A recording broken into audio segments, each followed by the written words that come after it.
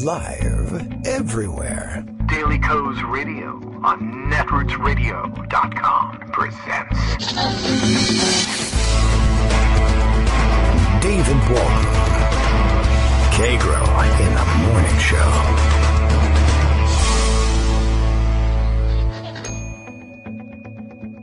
Now, here's David Waldman.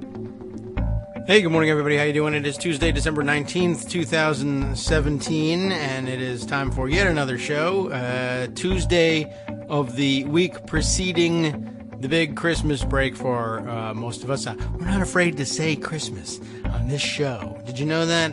It's an amazing feat. Apparently something that President Trump still claims credit for. He's claiming credit for everything.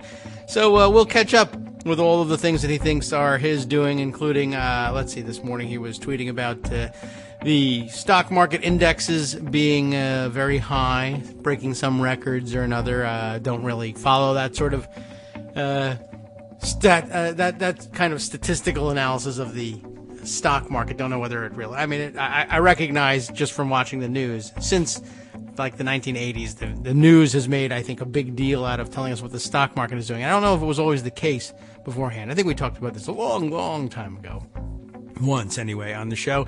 And at any rate, so he's up early-ish and making claims, but nothing disruptive so far. We'll see whether the show explodes at any point, whether he takes anybody on. But big news of the day, as far as I saw it, Donald Trump now officially, today was truly, or maybe I guess yesterday was truly the day he became president, as news broke, at least for me, that the animatronic Donald Trump had been installed at the Walt Disney World's Hall of Presidents, which I always found to be a really interesting attraction, though not nearly as exciting as a roller coaster or anything like that.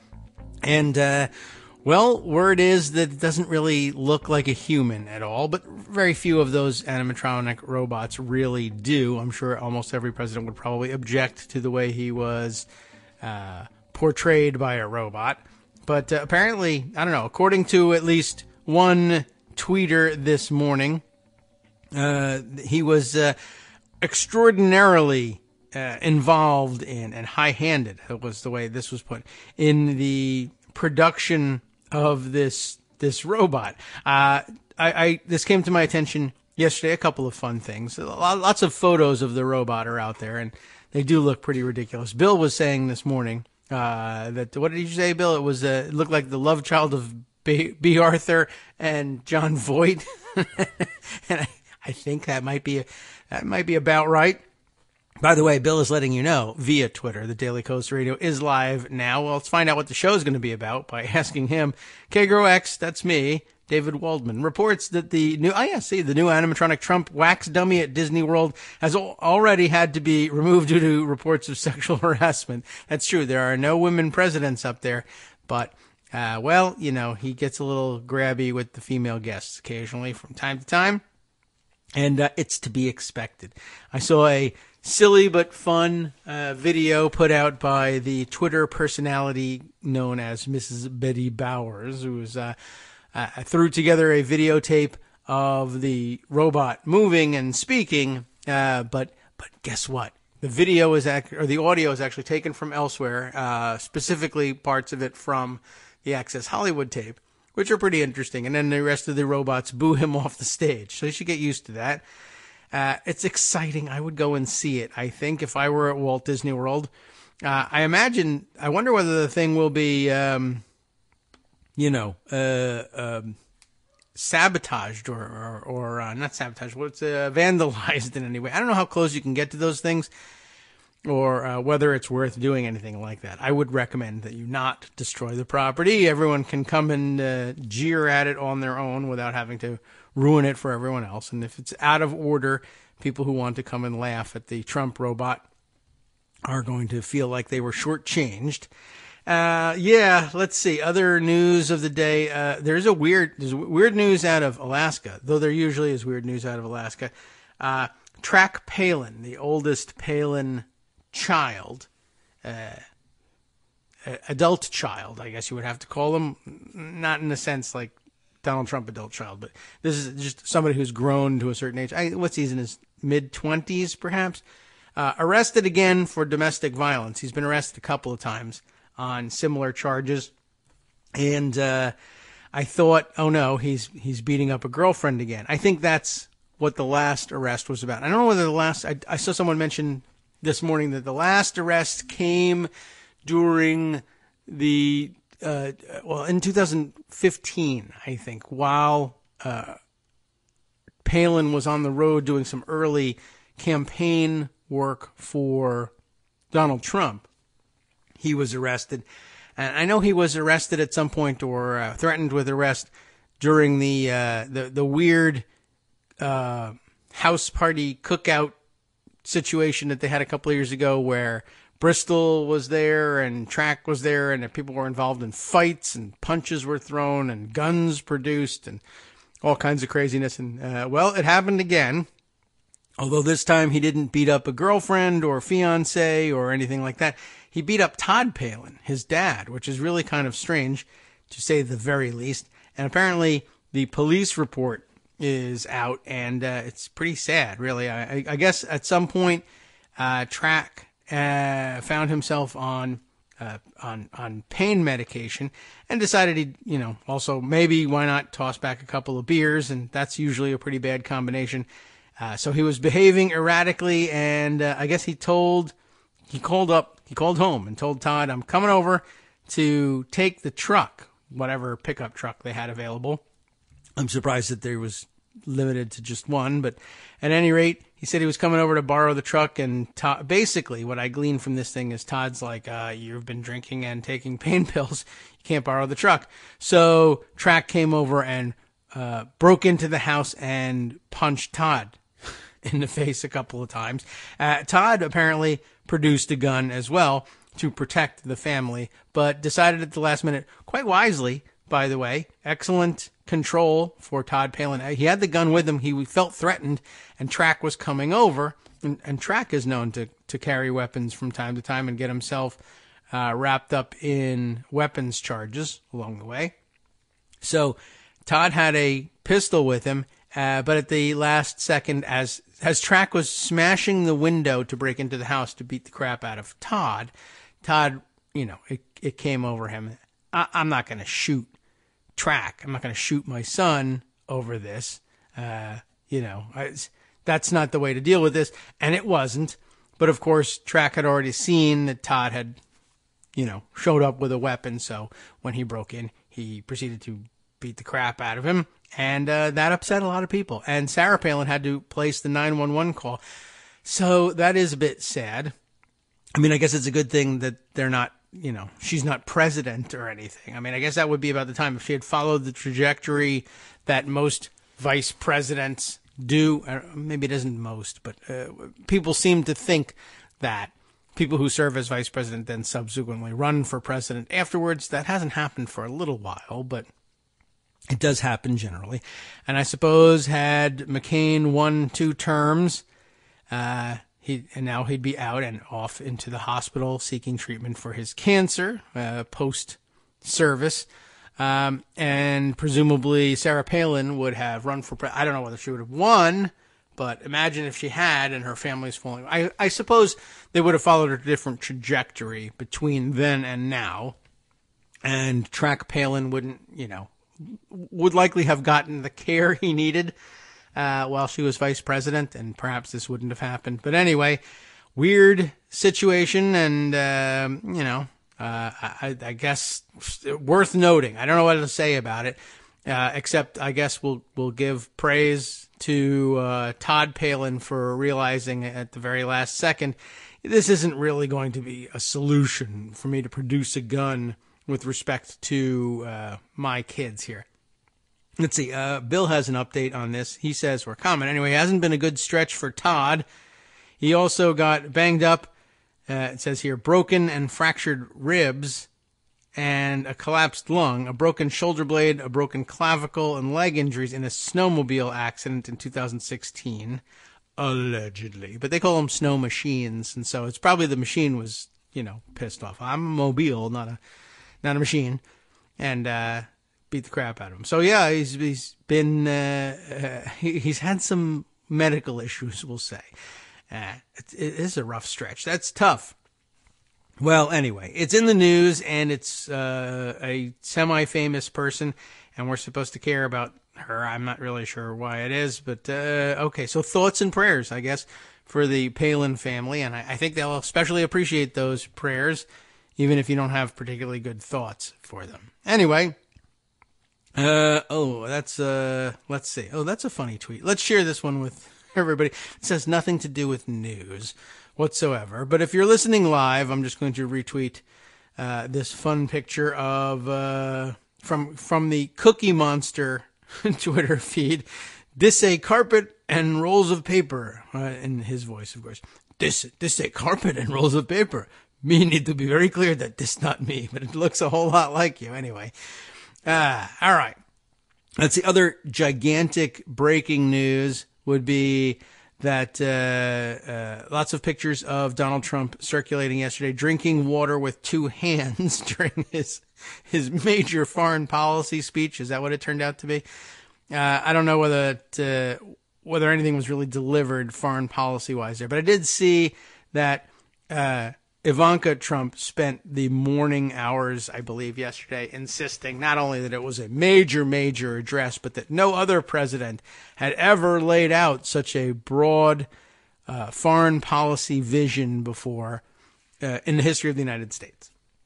And of course, it's not really true or even close to true, but that's the way she wanted to spend her morning. Okay, let's see. We do have a couple of other comments that have come in over the past day or two. Perhaps we'll catch up on a couple of those. And then we'll see if I can't weave together a little bit of a backgrounder on the Trump appointees situation. There are some new developments, some old developments. I'll have to scroll back during our breaks to see if I can find the new things or the old things that I can add to this mix, and we'll perhaps make a Tuesday show out of it. But there's a couple of questions, comments, etc. that I can get to. As a matter of fact, one just came through that is very similar to one that was asked yesterday. So let's scroll back and get to the roundup here of these questions, comments, etc. Let's see. Okay, first of all, we'll start with the gun one. Remember that we were talking yesterday, responding to Alexis and her questions about something entirely different, I believe. Some of the nonsense that Donald Trump had been up to, I believe, in the Trump-Russia vertical of the show, if you will. But this is something different. We spoke about a gun fail case yesterday in which I wondered aloud whether there were semi-automatic pistols in particular on the market that actually don't fire or actually cannot fire when the magazine is out, because that would be a great safety feature. They won't put it in, obviously, and I imagine it's more costly to build guns this way, but I was wondering whether it was even possible because of the way you have to pull the trigger on most semi-automatic pistols in order to break them apart, to disassemble them for proper cleaning of all the internal parts, et cetera, et cetera. And so you're doing that, I guess, to get the firing mechanism, kind of out of the way in order to literally break apart, pull the gun apart into pieces and clean it. So and obviously the magazine is supposed to be out when you do that, because otherwise when you pull the trigger, it does in fact fire a round. And I don't know, many people don't actually realize that for whatever reason. I get a lot of stories of people who accidentally shoot themselves or others, or just have near misses, when they just plain forget to take the magazine out at all. But more frequently, people take the magazine out and figure that's it, the gun's empty, and think that that's really true. Others, slightly smaller percentage, take the magazine out and realize that doesn't mean the gun is empty. They're supposed to check the chamber. They merely forget to check the chamber, or become convinced that they have checked the chamber because they're cleaning multiple guns, or it becomes routine and they just forget exactly what they have and haven't done. You get the idea. But if it were really true that you couldn't pull the trigger with the magazine out, that would obviously be a gun that has to break apart in a slightly different way. It turns out there are multiple versions of this out there. And I imagine, like I said, it's slightly more expensive perhaps to build. Certainly they charge more for an extra safety feature on it, which is interesting in another sense. But I'll put that off for just a second. Anyway, it's not standard, obviously. Alexis, though, knows about this and either knew about it or looked it up, whichever. I'll accept both answers, or both methodologies, so as long as the answer is correct, and it appears to be. She says, you asked this morning, because she wrote this yesterday, during the show, if there were guns on the market that won't fire, if the magazine is out. There are. It's called a magazine disconnect safety. And there are several models on the market that have them. That I'm embellishing the answer here a little bit. That's likely what the gun fail moron was counting on to not shoot himself. Of course, you're supposed to know that they don't all have it, and I can tell the difference between the guns that do and the guns that don't. And really, honestly, the cardinal rule of gun safety that they all say, oh yeah, we all follow it, and there's no problem in having unqualified morons walking around armed to the teeth, because everybody knows that you're supposed to treat all guns as if they were loaded. And even if you have a gun that, even when technically loaded, i.e. there's a round in the chamber, but it has a magazine disconnect safety and the magazine is out, don't put it to your own head and pull the trigger to prove anything. You really shouldn't be pointing the gun in any direction and just pulling the trigger to prove something, unless, of course, it is what they call a safe direction. No one knows exactly what that's supposed to mean. It means different things in different places to different people. I remind people all the time. Very often you get trained, the floor or the wall, so long as there's no one standing between you and that wall or lying on the ground between you and the floor, might be considered a safe direction. Not so in an apartment building, and people seem to forget that one fairly frequently. But even in a single-family dwelling or a gun shop, really, honestly, that's not a particularly safe position. Of course, the rounds can go through walls or ricochet off floors or fragment when they hit floors and walls and desks and whatnot and cause all sorts of damage that way. So if you're going to be firing or pulling the trigger on a gun that has some chance of being loaded, you're going to want something really super safe. Dirt would be better if you were outside, for instance, and firing into the ground, but it's not always an ideal solution. You might have a barrel full of sand people often use for these things, but not enough people. Anyway, so don't point anything at your head ever, because you're supposed to be assuming the gun's loaded. I know it can't fire because I have the magazine disconnect mechanism. Yeah, I know, but just don't put it next to your head. Don't put it to your head. That's just wrong. Anyway, they could include this on all new semi-automatic pistols. Even if they decided to do that, though, obviously, guns are actually pretty well-made, sturdy, and reliable products for the most part. They're better and worse guns, but they're durable goods, I guess you could consider them that way. I don't know if they actually include them in that sector, but you should. They don't wear out easily for the most part. A decent gun won't anyway, and they can work for a very, very long time if well maintained, 100 years more, if necessary. But most people update them from time to time, and it would take an awfully long time, though, to replace the majority of the semi-automatic handguns on the market and in circulation with ones, even if they had mandatory magazine disconnect safeties. There are apparently a couple of versions of it, by the way, some which allow the trigger to be pulled and the hammer to cock and release, but the firing pin somehow just doesn't reach the chamber, and so therefore the gun doesn't actually fire. And there are others that if the magazine is out, you can't pull the trigger, it just locks. I don't know which one is better. I don't know how they disassemble. We could do a little bit more research just to try to understand that a little bit more, but not necessary. Anyway, it's out there, And if you tried to mandate it, of course, one, it would almost certainly add to the price of a gun. And the NRA has long since adopted the view that anything that raises the prices of guns is an impermissible restriction on the right to keep and bear arms, which I think is quite a stretch. And of course, there will be gun enthusiasts that say, suppose I'm in a firefight with ISIS and the magazine becomes dislodged accidentally.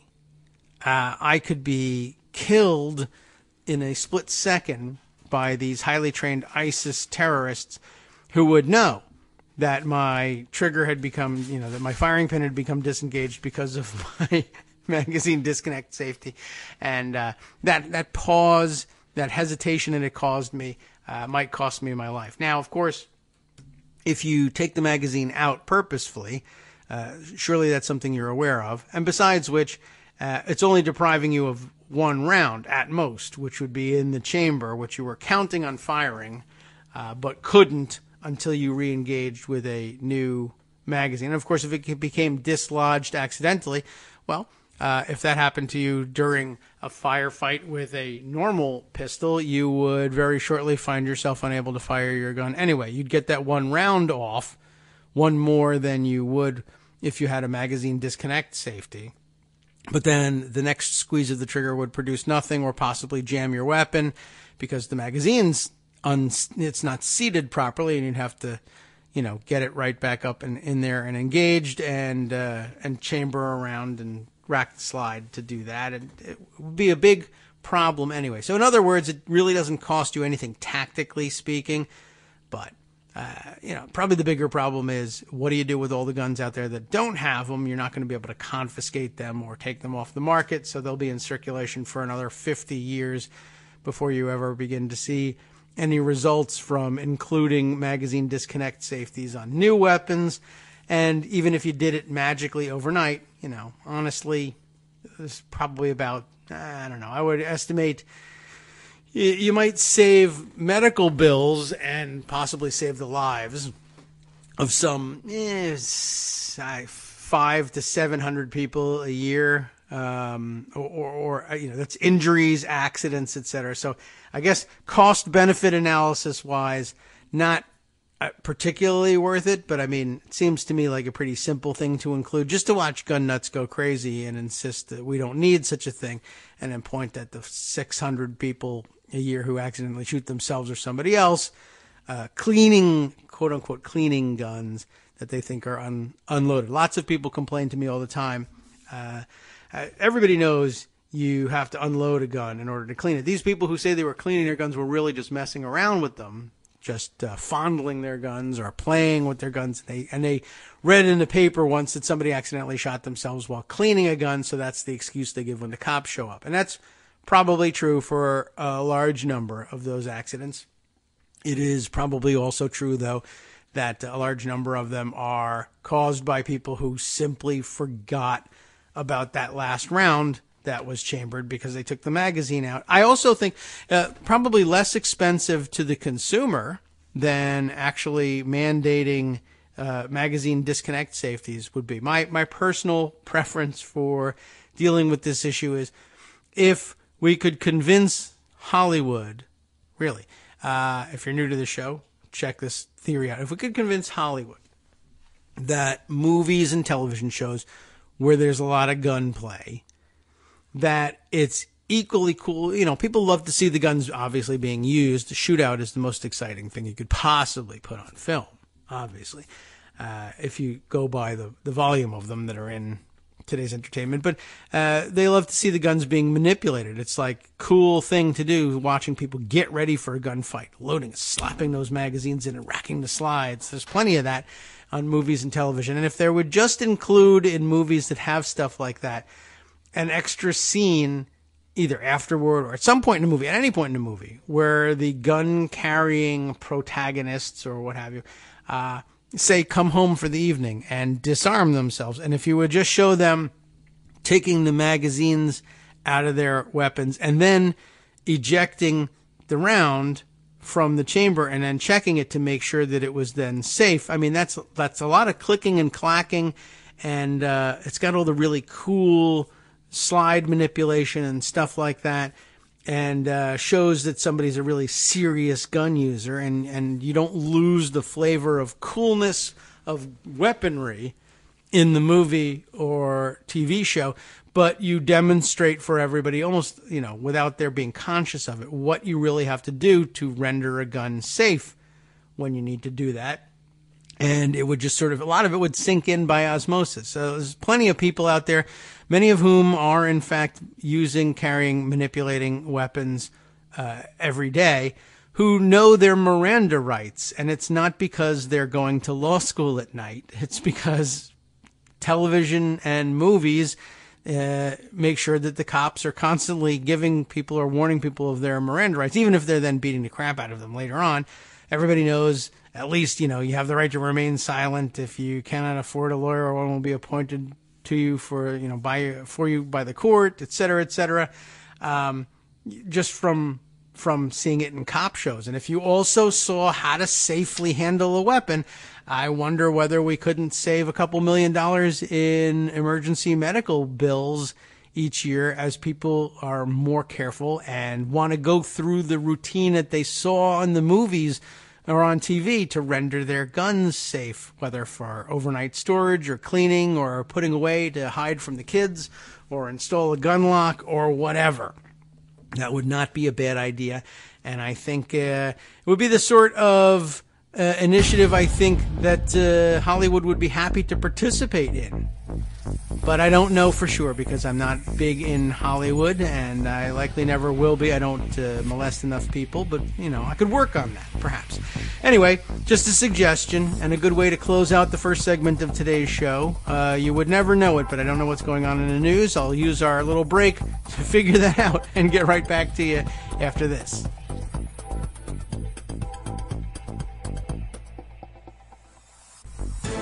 Hi, it's me, David Waldman, your host for Kagro in the Morning, interrupting this little break to say thanks so much to all of you who are contributing supporters of Kagro in the Morning. Thousands of you are downloading the show each day, but fewer than 1 in 25 regular listeners are donating to help keep us on the air. For the money you'd spend on a single 3-minute iTunes song, we bring you 2 hours of great news and entertainment every day, 5 days a week. Patreon.com, Patreon.com makes it easy. You can find us there by searching KagroX or David Waldman or Kagro in the Morning or even Daily Coast Radio in their search box, and you'll be right where you need to be to make easy, recurring monthly contributions to support our show. Once again, thanks so much for your support.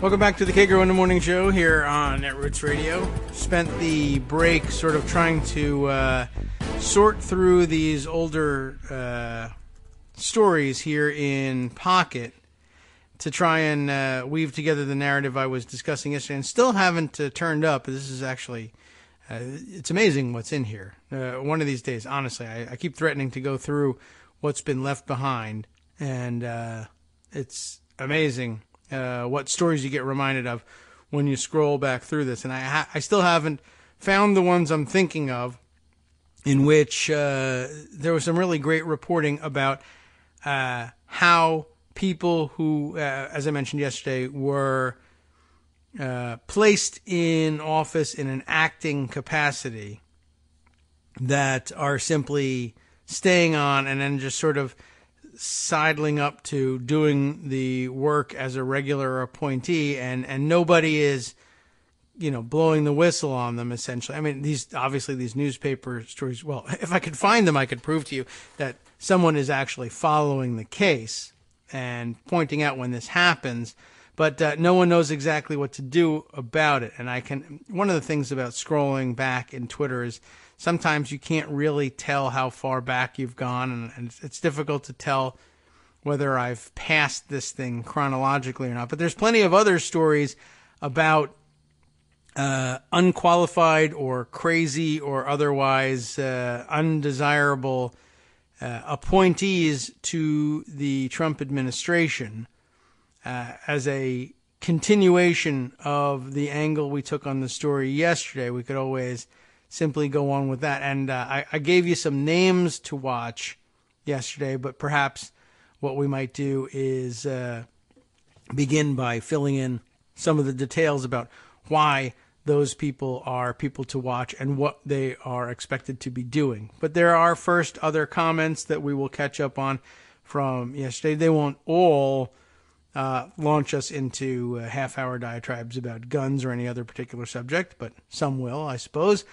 Nolan Major just had to chime in yesterday, and I thank you for doing it. I noticed what was going on with this as well, but Greg kept citing the old adage about what to do if you don't have the law on your side, and we kept getting it wrong, and Nolan provided it for us because we keep getting it wrong. He says it goes this way: if you have the law on your side, pound the law. If you have the facts on your side, pound on the facts. If you have neither the law nor the facts, pound on the table.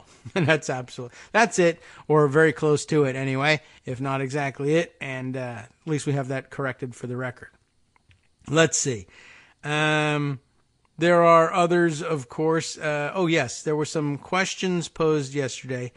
And I think Michael Musson was asking them, although I don't know whether they were meant for inclusion on the show, but I put them aside because I thought that they would make a good topic. And then the same question essentially being asked here by our friend, who goes by on Twitter as Triceps Lapano. I imagine you weren't actually given the name Triceps, and our first initial appears to be J instead, and I bet that that's a more traditional name than Triceps, but it's a good nickname. And she asks, and Michael asked similarly yesterday, at what point can the Senate parliamentarian throw out this tax bill? She's reacting here to David Sirota's tweet, and he's been very active in the last couple of days. And I think he's to be credited with the creation of the Corker kickback hashtag that everybody's latched onto. It's a pretty good one. And the story of, and it's a very weird story, and I don't think we have enough detail to hash it out entirely on the show. It's going to probably be a post-passage story before we get all the facts.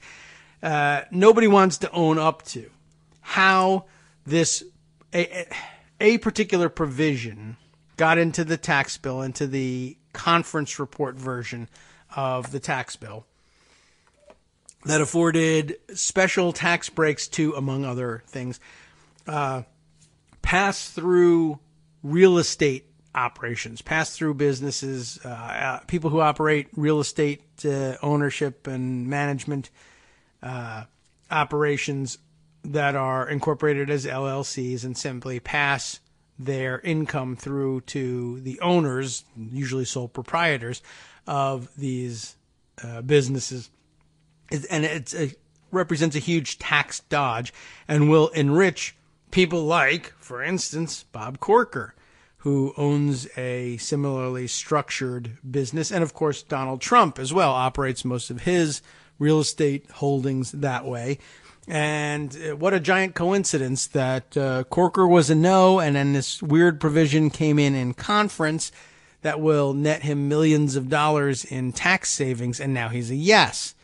So, that seems to be a smoke fire situation. And, they,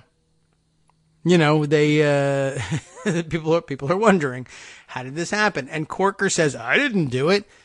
Orrin Hatch, I guess, was looking to perhaps take the fall for Corker and said that he put it in there. By the way, the news from David Sirota is that also Bob Corker's top aide likewise operates a real estate empire the same way and will also make millions of dollars. Ordinarily, under normal circumstances, and of course this is not normal, you would find yourself in tremendous trouble if you were voting as a member of Congress to give yourself a special particular tax break worth millions of dollars, but Bob Corker, in this atmosphere, couldn't possibly be bothered. Anyway, he says he had nothing to do with it. Hatch says he put it in there. You know, Warren was his secret Santa for the year and decided to give him several $1 million in tax breaks. Effective January 1st, by the way. This is another thing that has changed along the way. The effective date of the tax bill, or at least for some provisions of it, has changed to, yes, beginning in just a couple weeks or a week or two from now. And the IRS is going to have a hell of a time trying to train people how to properly, you know, how to see that people are properly filing and paying their taxes under the new law in a couple of days, given that they're going to be closed for several of those days too. And that's not even getting to the question of whether or not there would be a generalized government shutdown in between then and now.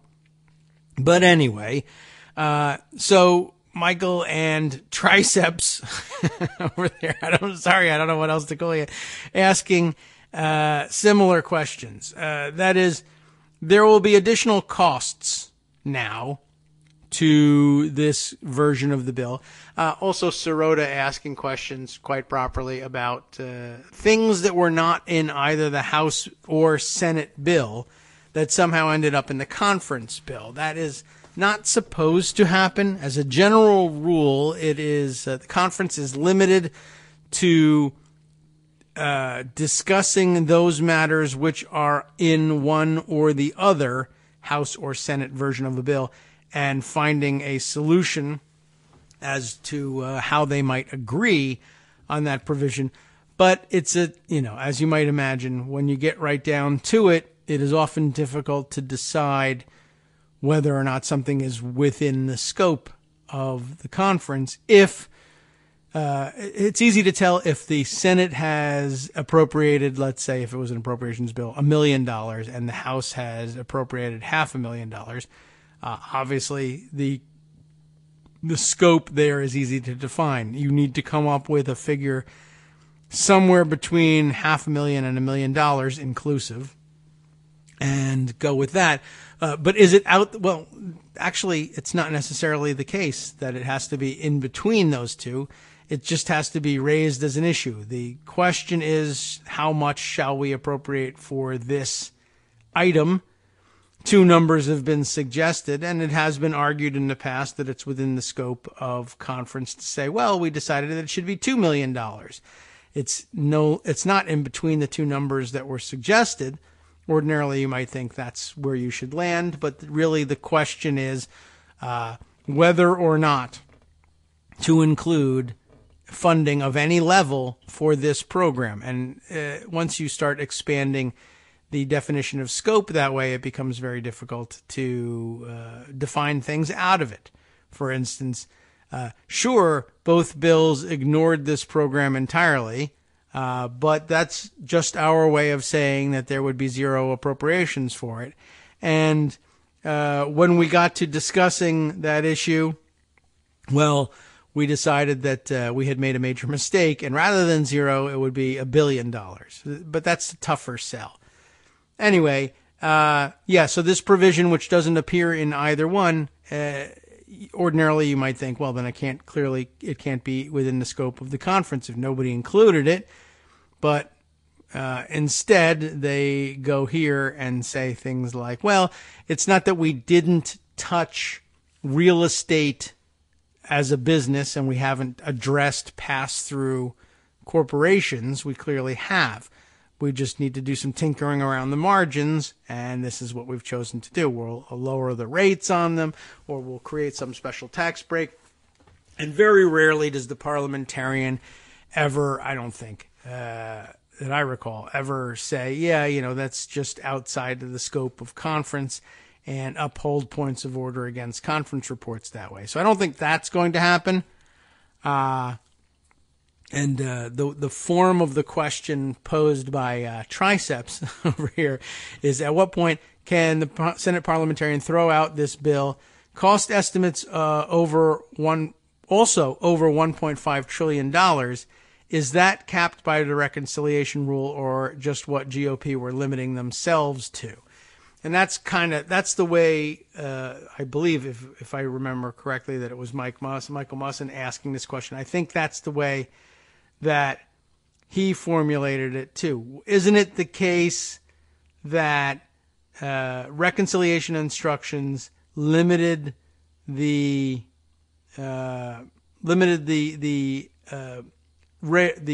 addition to, boy, it's tough to even talk through this, the addition to the debt over the 10-year period covered by the bill to $1.5 trillion.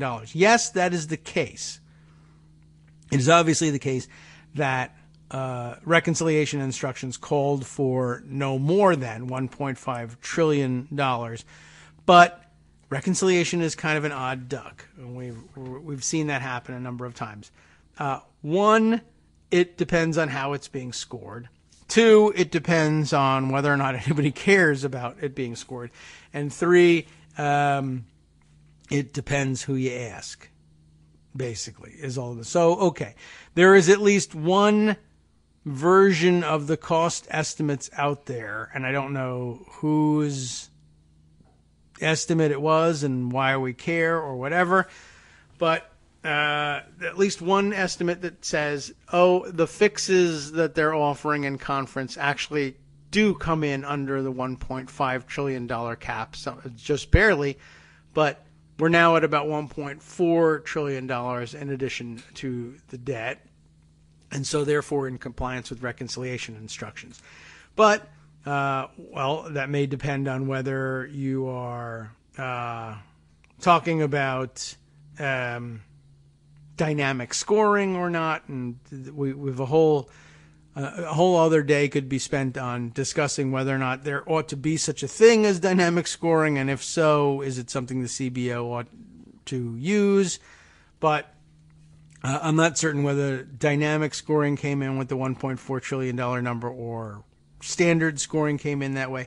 But there's another question, for which you have to turn to what might be the state level effects of certain changes in the tax bill now that it's in conference. And this is where I think Michael, if it was Michael who was addressing this, was going. There's on the issue of state and local tax deductibility.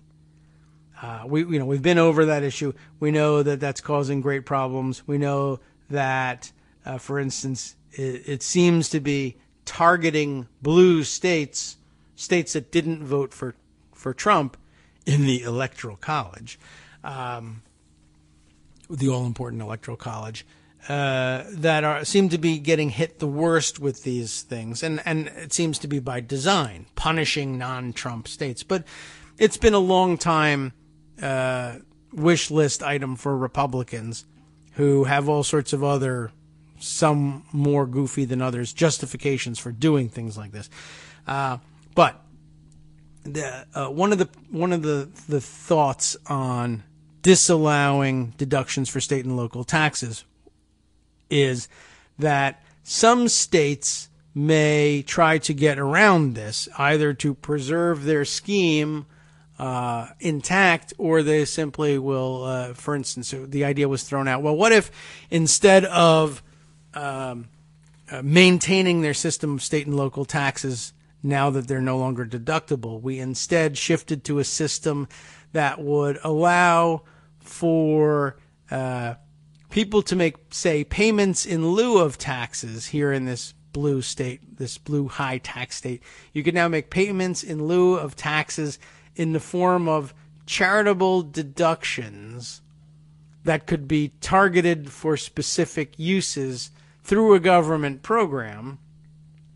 And then you would maintain the deductibility under the new tax law and be paying, magically enough, exactly what you would otherwise have been paying to the government for its use, the state government for its use through the taxation system. Instead, you can designate payments to be made in lieu of taxes in the exact same amount targeted for the use of certain organizations that would otherwise have gotten funding through the state tax and expenditure mechanism.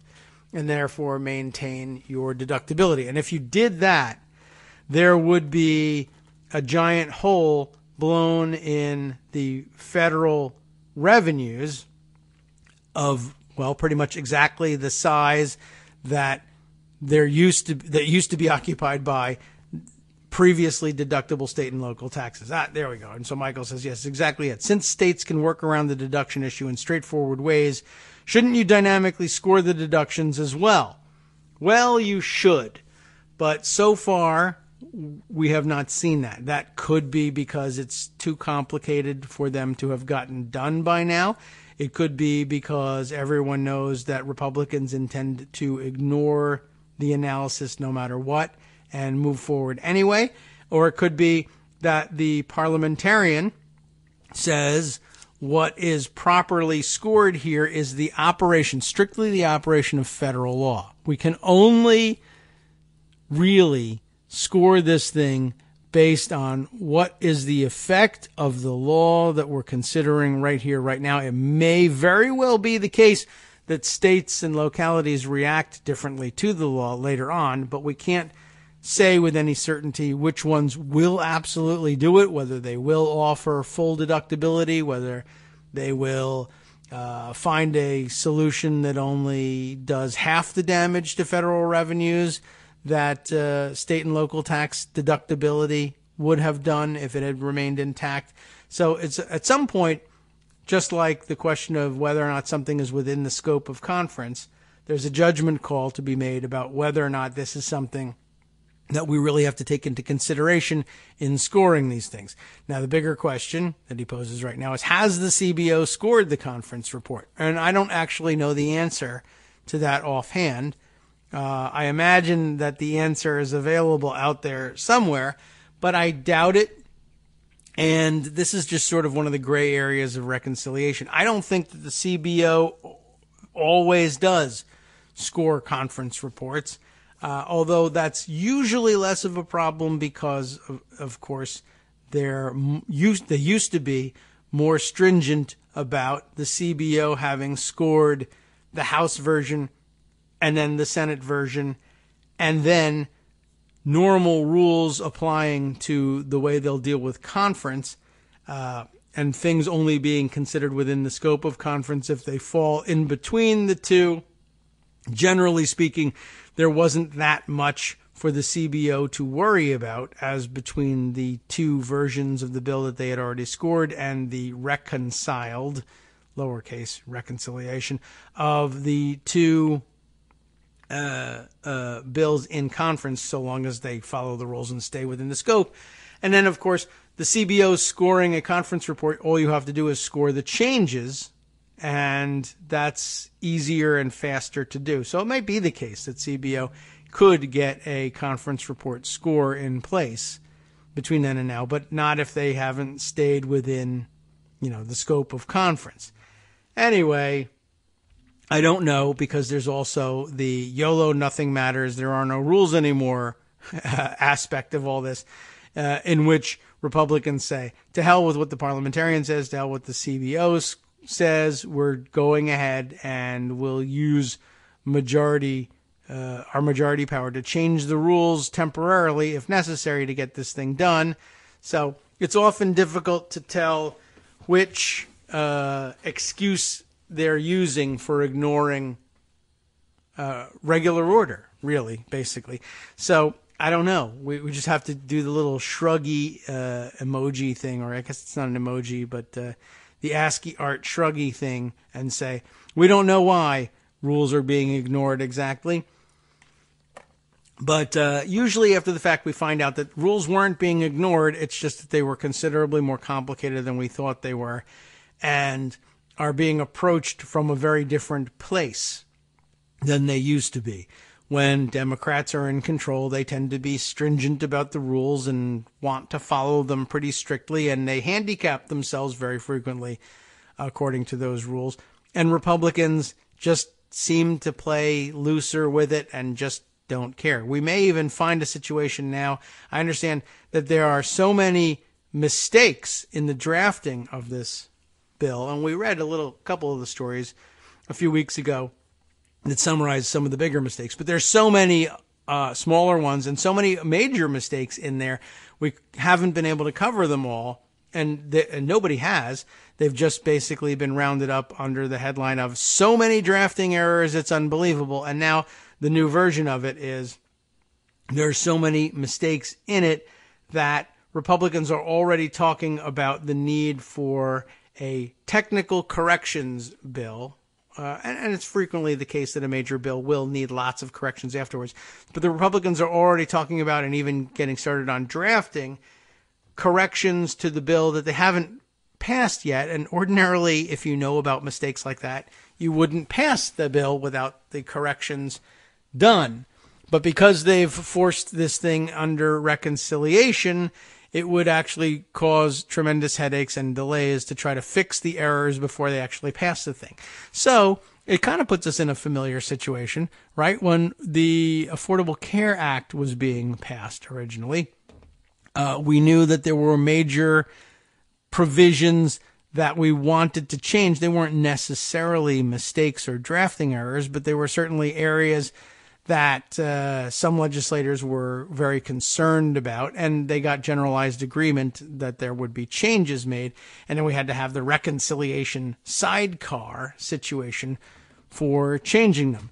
And Democrats did at that point face the question of, well, why can't we correct these things before they get passed? Or why can't we make sure that the fix gets passed first so that we know it's in place before we actually go ahead and pass the actual bill itself? In other words, not only did they know that there were mistakes or things that they wanted changed in the bill before it was passed, which is similar to what we have here and now, but there were people who said, I don't really trust that the promised fixes are going to come. I would much rather see them implemented first before I agree to go ahead and pass this bill. Do we have a similar situation here? Yeah, we have Susan Collins of Maine insisting, among others, by the way. There are others, but she's just the most prominent of the people who've been duped this way, who say, I'll only vote for this thing if I know we're going to, if I get promises from people that we're going to fix these other things. The House members who wanted things fixed in the Affordable Care Act got a lot closer to getting the guarantee and seeing the work done before they agreed to acquiesce and pass the Affordable Care Act than Susan Collins, a senator who should have more leverage, has ever gotten to getting delivery on the items promised to her. She's screwed this up royal, but she doesn't appear to care very much. Anyway, they want to have this technical corrections bill. What will be really interesting is if Republicans who want changes to this tax bill or want to make corrections to errors in this tax bill, watch what happens to Collins and watch her get screwed and say, that's not going to happen to me. I'm going to insist that these corrections be passed before we actually handle this conference report. I think they're out of time for that to happen now, so we aren't going to luck out and watch it happen. It would have been really exciting to watch them insist on it and get their way in the face of the Senate, which, as we know from our experience with the Affordable Care Act and Kent Conrad's running the bill on the Senate side at that point, insisting, no, the House has to swallow the Senate version as is, and then later correct the things. It would be amazing if they were able, through holding out their votes on the House side, make the changes or pass the changes and technical corrections that they wanted to see in the tax bill before the tax bill got finished. That would be amazing. Again, we would then have watched Democrats sacrifice the things they wanted to proper procedure, or what was claimed then to represent proper procedure, only to see Republicans cast that all aside when they ran into the same problem. But it wouldn't surprise any of us if we did see it happen. Okay, approaching the top of the hour here, and now I found Michael's tweet on all of this, but I've already caught up on this. But by the way, his tweet from yesterday said that the $1.5 trillion limit had been surpassed, that the true number because of the state and local workarounds to the tax deductibility of their income taxes, the true number may end up being more like $2.1 trillion based on changes you could expect states to make. And why isn't it a problem? And I think the answer for now, anyway, is that even the CBO and parliamentarian aren't going to worry too much about what states might do later unless it's absolutely guaranteed as an operation of federal law. You can't score maybe state laws. You gotta, and even if you know they're going to happen, they're state laws. How much of that can you really be responsible for scoring? I don't know. Anyway, I said to you that there was a larger story on Trump appointees, not just the way they are burrowing into the federal bureaucracy, but what they're doing once they get there. And there's bigger name, bigger picture stories out there, and smaller name micro stories out there as well. We'll get back to the micro stories, but just before we head into the break, I'll tease you with this fun story, so the basis of which might end up being nothing.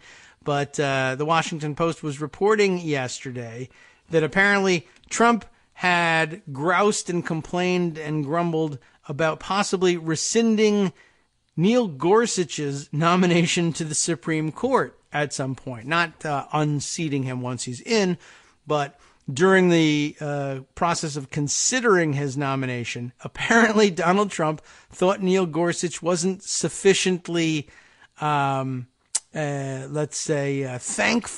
enough for having been nominated. And it turns out Trump was unhappy with some of the answers he gave to senators whose votes he was courting in the Senate. When Gorsuch tried to distance himself from Trump's attacks on federal judges.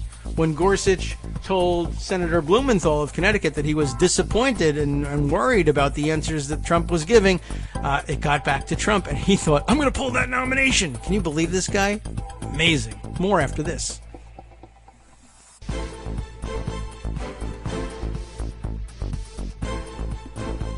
Welcome back to the Kagro in the Morning Show here on Netroots Radio. Just a short break, as I told you, for the top of the hour. You know this because you're a frequent listener to the show.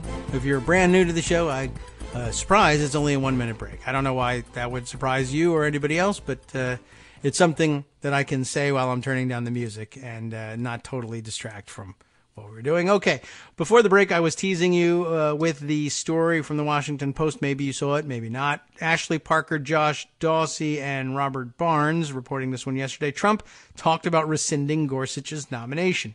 It's kind of a funny story about what a doofus Donald Trump is. Although, of course, he denies it, so we got to put that out there. For nearly 8 months, President Trump has boasted that appointing Neil M. Gorsuch, not Neil F. Gorsuch, as you thought it was, to the Supreme Court, and that it ranks high among his signature achievements. It's not really much of an achievement, but I don't know.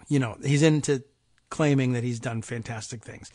But earlier this year, Trump talked about rescinding Gorsuch's nomination, venting angrily to advisors after his Supreme Court pick was critical of the president's escalating attacks on the federal judiciary in private meetings with legislators. Trump, according to several people with knowledge of the discussions, was upset that Gorsuch had pointedly distanced himself from the president in a private February meeting with Senator Richard Blumenthal of Connecticut, telling the senator he found Trump's repeated attacks on the federal judiciary disheartening and demoralizing, which is pretty much what you would think Gorsuch would feel about such things if he were a human being of any sort. The president worried that Gorsuch would not be, quote, loyal, which is not supposed to be. He's supposed to be independent. That's the point of a lifetime appointment, is that you're supposed to be independent of the president and party that appointed you. But I don't know. Apparently that doesn't occur to Gorsuch it would never occur to Donald Trump. He doesn't understand that. But so he was looking for a loyal appointee to the Supreme Court. And, I guess, if Armando was here, he would probably point out to you, really, honestly, most presidents are, in fact, looking for that. They're hoping to get it. They're just not dumb enough to say so out loud. And that's the big difference between Donald Trump and everybody else. And he's got a point there. Obviously, the Supreme Court is as political an institution as any of the rest of them, and we ought to recognize that. Anyway, the president worried that Gorsuch wouldn't be loyal, one of the people said, and told aides that he was tempted to pull Gorsuch's nomination and that he knew plenty of other judges who would want the job. He knows no other judges, by the way. Maybe he actually knows a few socially, but it would be ridiculous for him to put them on the court.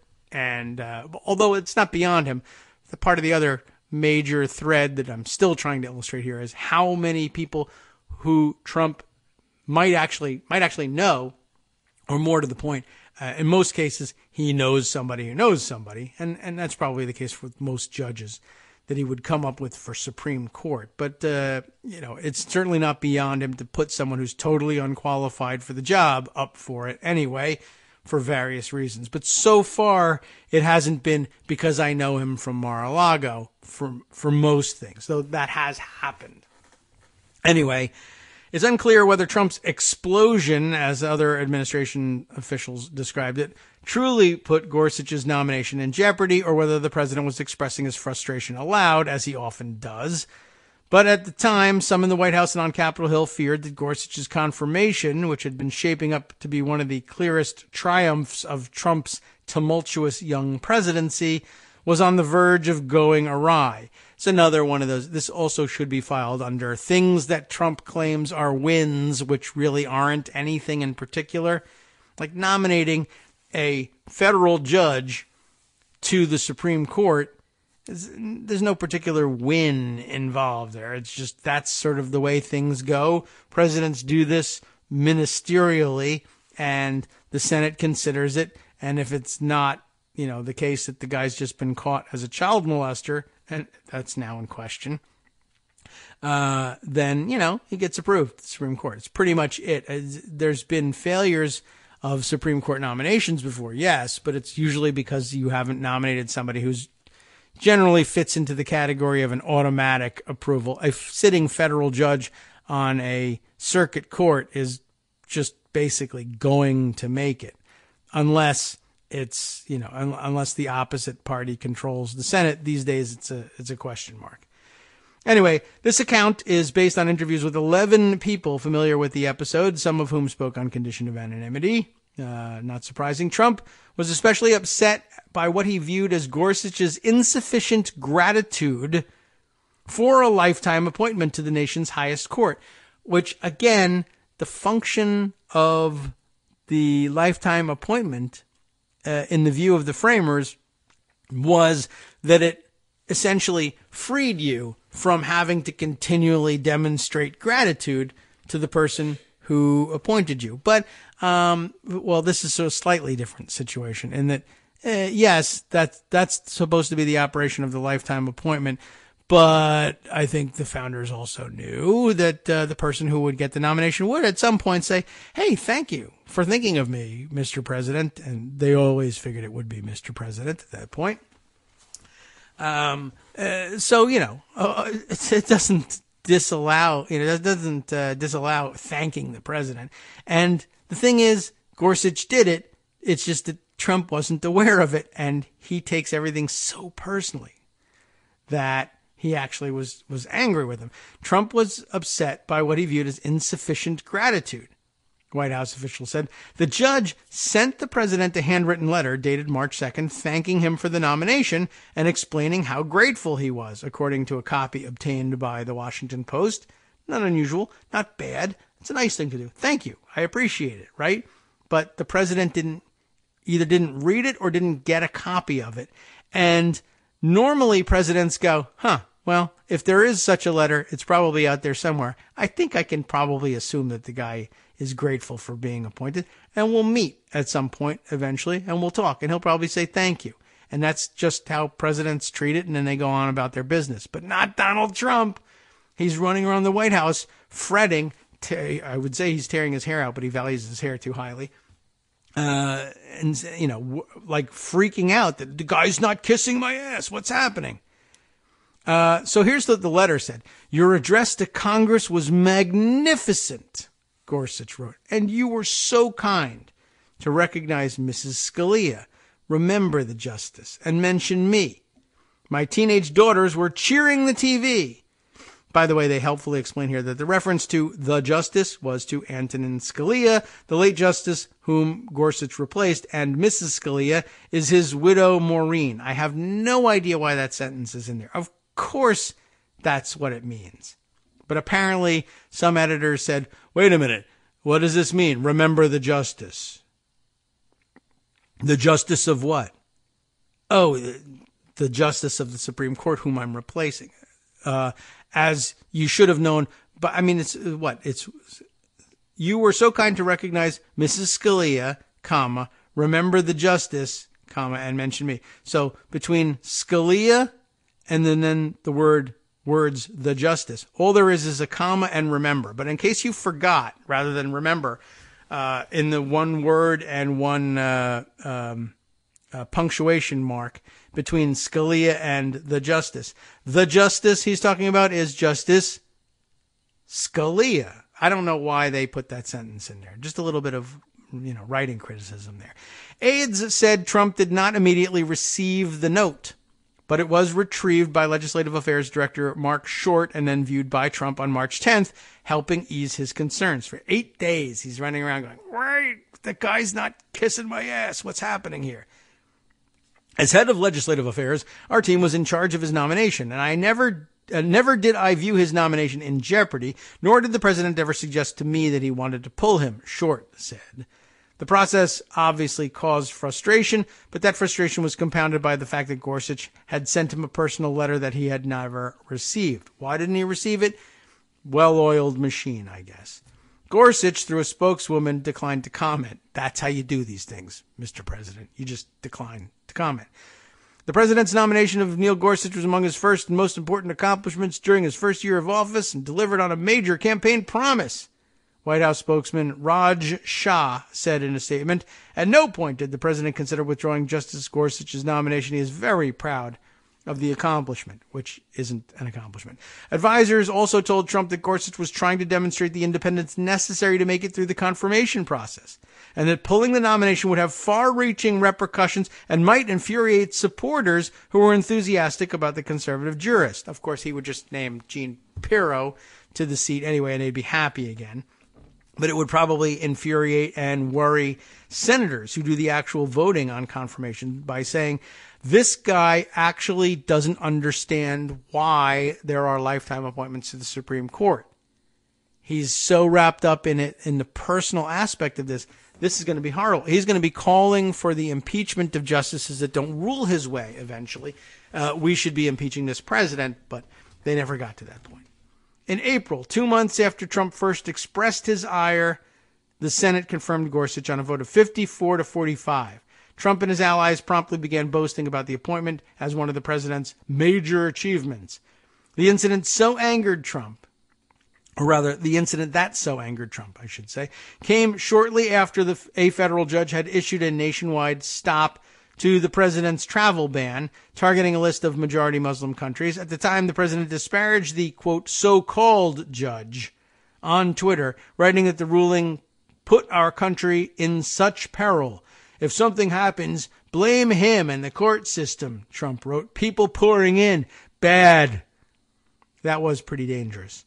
Trump had additionally said that the panel of the U.S. Court of Appeals for the Ninth Circuit that held oral arguments to review the judge's order was disgraceful, and that the judges cared more about politics than following the law, as if he didn't. Gorsuch, meanwhile, was moving through the confirmation process, doing rounds of courtesy meetings with senators on Capitol Hill, including the one with Blumenthal, which quickly became news after the senators shared their private discussions with reporters. I told him how abhorrent Donald Trump's invective and insults are toward the judiciary, Blumenthal told the Post in an interview, and he said to me that he found them disheartening and demoralizing. His words. Ron Bonjean, or Bonjean, I don't know how they say that, a member of the group guiding Gorsuch through the confirmation process, confirmed the account at the time. The remarks angered the president, who attacked Blumenthal on Twitter, saying the senator misrepresented Gorsuch's comments. But at the time, at least, he also felt that Gorsuch himself was being disloyal. Look at him lashing out. You remember this? In a meeting with House Speaker Paul Ryan and Senate Majority Leader McConnell, Trump attacked the judge in sharp terms, surprising his fellow Republicans. He's probably going to end up being a liberal like the rest of them, Trump told the Republican leaders, according to a person with knowledge of the comments. You never know with these guys. Yeah, because they're independent. A senior White House official who was in the room during the meeting disputed that characterization, saying the president is concerned about the judicial outlook of all lifetime nominees. But McConnell was so concerned that he made a point of repeatedly telling Trump to stay the course on Gorsuch and that he would make sure the judge would make it through the confirmation process with as few hiccups as possible. It's clear Trump was very upset with the comment by Gorsuch, said someone familiar with the incident who spoke on condition of anonymity.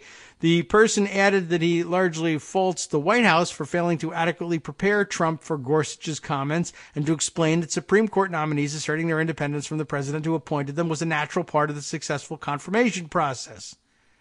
In fact, establishing Gorsuch's independence from Trump was so important that it was the subject of the first question he was asked by the Senate Judiciary Committee Chairman, Chuck Grassley, a fervent Gorsuch supporter. Tell us whether you'd have any trouble ruling against the president who appointed you, Grassley said at the time. That's a softball, Mr. Chairman, Gorsuch replied. I have no difficulty ruling against or for any party other than based on what the law and the facts and the particular case require. And I'm heartened by the support I have received from people who recognize that there's no such thing as a Republican judge or a Democratic judge. We just have judges in this country. Well, not all over this country. We have elected judges who run as Republicans and Democrats all the time in several states, up to and including the Supreme Court of those states. But whatever, he overstated the case. Despite Trump's early concerns, Gorsuch's young tenure has given the president little reason to question his appointment to the Supreme Court. So I guess we could go on for a couple of paragraphs about how truly conservative Gorsuch really is, but you actually know that. The key elements, though, of the story, Donald Trump has no idea what he's gotten himself into and how to president. So no surprise there, I guess.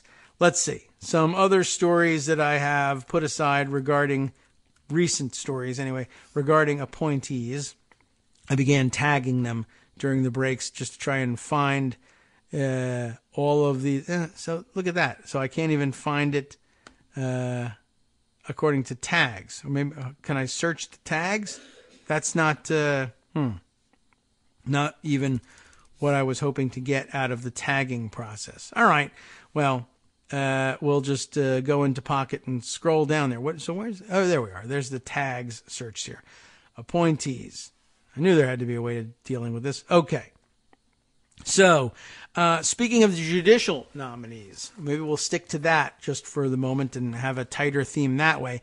Lots of trouble with these guys as well. A couple of recently rescinded nominations, or he didn't rescind nominations, but the nominees withdrew, but it was clear that they did so probably with White House approval, has put Don McGahn, the White House counsel, in the spotlight. Sam Stein has this piece for the Daily Beast. GOP pushes back as Trump's lawyer tries to stack the bench. Yes, Don McGahn, as White House counsel, is chiefly responsible for, and it's the case in almost all White Houses, that the White House counsel will be the lead on this. Very rarely does the president handle all of these nominations himself. Probably not ever. A more accomplished president, like perhaps President Obama, may well have had some ideas about circuit court judges that they might put on the Supreme Court, or other federal judges that they might elevate to the circuit courts, or even law professors that they might elevate to these courts. Donald Trump will have no idea. So Don McGahn has more power than usual in making nominations to the bench, and he's using it in a very unusual way, and it's landing him in hot water, or it's landing the nominees in hot water, because he's nominating or telling the president to nominate people who have no business on the federal bench anywhere, certainly not at any of the higher levels, like the circuit courts. So who are we talking about? Well, we mentioned Brett Talley, was it the other day? The guy who was a paranormal ghost hunter who later on found himself nominated to the federal bench. He is a lawyer, but we found out he was like 3 years out of law school and had never tried a case and was just basically had no business being there. And then it turned out he had failed to disclose that his wife was Don McGahn's chief of staff. And lo and behold, that's probably how he got nominated. But he left that off of his disclosure form, and that caused a major problem as well. But since then, there's been the revelation of at least one other judicial nominee who just really is unqualified to be a judge. And we all saw the video of Senator John Kennedy of Louisiana questioning this particular appointee, Matthew Peterson. And the video was circulated on Twitter, I think by Sheldon Whitehouse, just sort of like, oh my God, can you believe how unprepared this guy is, both for becoming a federal judge and for answering these questions, because he was being asked very basic questions of law and just saying, my practice just didn't deal with that. I don't know anything about it. But, and trying to work his way out of it. He was very articulate and saying, I understand that this causes concerns and that this is not going to look good on YouTube. But I insist, this guy is saying, I really do know what I'm doing in the law, but just my practice didn't focus on, on courtroom trials. But then if you're going to be a judge, you got to know this stuff. I mean, it's not impossible to be a legal scholar who's never, tried a case and yet be a good judge, particularly maybe an appellate judge. But if you're going to be a courtroom trial judge, you should have seen a trial or been involved with one. And then, of course, the kicker to all of this is Kennedy asks him all these embarrassing questions, and the answers are equally embarrassing. And then Kennedy says, "So you're terribly unqualified." My answer is, "I'll vote for you," and he, duh. But it says a lot about how afraid of Trump and Trump's political power senators like Kennedy are, that he couldn't muster the courage to say, you know what, I'm an independent guy. This guy is a clown, not the president. This nominee is a clown. The president is also a clown, but I don't say that. And I'm not voting for him. I'm asserting my independence from Trump. Take it or leave it. My voters should love it. I'm conservative. I'll support the president when he's right. And when he's wrong, I say so, even if it's only once. But he was too afraid to do that. Instead, he wanted to signal to the White House that it would have been best if this guy dropped, either withdrew his from consideration or the White House rescinded his nomination, and it should be on you, not on me, to oppose you. But why not just say for once, I'm actually an independent guy? But he wasn't up to it. Anyway, Sam Stein's coverage of the situation begins this way. It was a simple question with a slightly sinister purpose. Have any of you not tried a case to verdict? Senator John Kennedy asked the U.S. District Judge nominees at a Senate Judiciary Committee hearing last week. Just to pause for a second, I don't know whether I put this thing aside for in pocket or not, because I was wondering about whether or not it would make sense to play the audio for you, but you've likely heard it. But in case you haven't seen the video, what's happening here is not only is he asking, have any of you never tried a case all the way to a verdict, and so therefore maybe it wouldn't be a good idea for you to be a judge. You're barely prepared to be a courtroom litigator, let alone preside over a trial, right? That's the aim of the question. But you should realize here, he is asking the question of, I believe, 5 judicial nominees. This is how they're handling the judicial nominations. I don't know whether this is frequently done. I don't know. You only usually see nomination hearings on television when it's for a Supreme Court justice and occasionally for a circuit court judge. If there's a particularly well-known person or controversial nominee, you'll see a clip on television. Rarely do you see anything about regular federal district court judges on television. So maybe they do this all the time because there's lots of them and they have always got, emergency numbers to try to make and confirm these judges. But we've been hearing reports lately of the extraordinary pace at which they are approving and moving these nominations now that the filibuster is out of the way. And so I've never seen doing 5 at a time. You can't even give a hearing to each of the judges. You're putting 5 of them up there and asking the questions of everybody. Has anybody ever not done this? Or what are your views on, Roe v. Wade quickly? Because, of course, senators in asking their questions are only given 5 minutes per round of questioning to ask them. So even if you divided it evenly, you'd only get a minute with each judge to whom a lifetime appointment is being offered.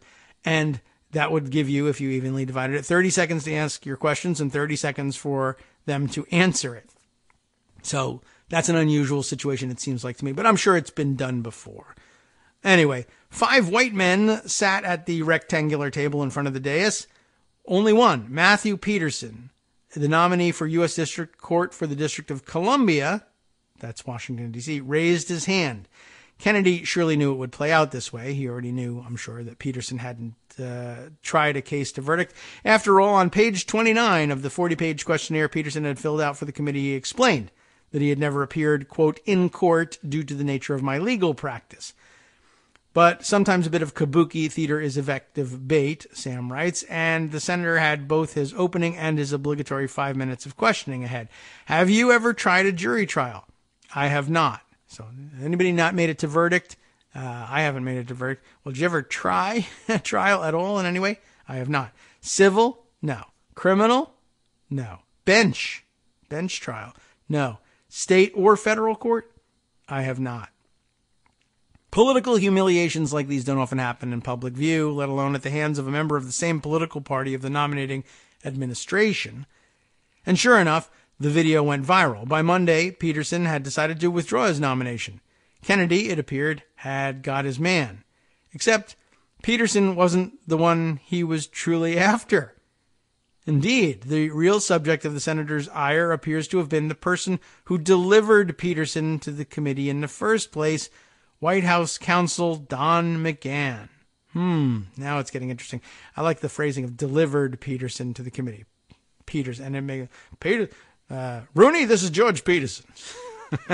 I want Matthew outside in front of the committee in 5 minutes by himself. No, wait a minute. I've changed my mind, Rooney. By God, I'd like to give another 4 nominees a piece of my mind as well. And you too. Anyway, it's an old movie reference.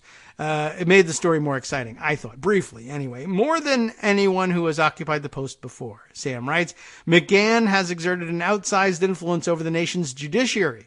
He has put loyal allies in key positions at the Department of Justice, and he has taken a leading role in pushing nominees for the bench. Peterson was his protege. That's where he came from. The two served together at the FEC, the Federal Election Commission. That's the nature of his practice, I guess, that has brought him nowhere near a courtroom at any point. During which time, McGahn orchestrated and received a remarkable degree of ideological obedience. The 3 Republican members were in lockstep on virtually all voting matters. When Trump won and plucked McGahn as his top lawyer after having been the campaign's counsel, the alliance continued. On page 40 of his questionnaire, Peterson admitted that he found out he was a candidate for the judicial vacancy after being contacted by the White House counsel's office. He wasn't looking for it, apparently. It just happened. By the way, if you haven't seen the video, it is embedded in Sam Stein's piece here, which you'll see in our afternoon post. He is not the only nominee with such an origin story, by the way, Peterson. Brett Talley, who we mentioned before, another infamous and failed judicial nominee, is the husband of McGahn's chief of staff, a fact he failed to disclose on his own questionnaire. McGahn's deputy, Gregory Katsas, was nominated and confirmed to serve on the U.S. Court of Appeals for the D.C. Circuit. And Kyle Duncan, who was nominated to the U.S. Circuit Court of Appeals for the Fifth Circuit was pushed so hard by McGahn that it grated on the senators considering his nomination. That is an interesting approach to filling the circuit courts, don't you think? Among them was Kennedy, who said, I guess among the people who were graded upon, Kennedy, who said he had first learned about Mr. Duncan's nomination when I received a phone call, actually a series of phone calls from Mr. Don McGahn. Well, those phone calls, Kennedy added, weren't pleasant. And we'll find out more about those unpleasant phone calls and the unpleasant feelings they engendered about Don McGahn after this.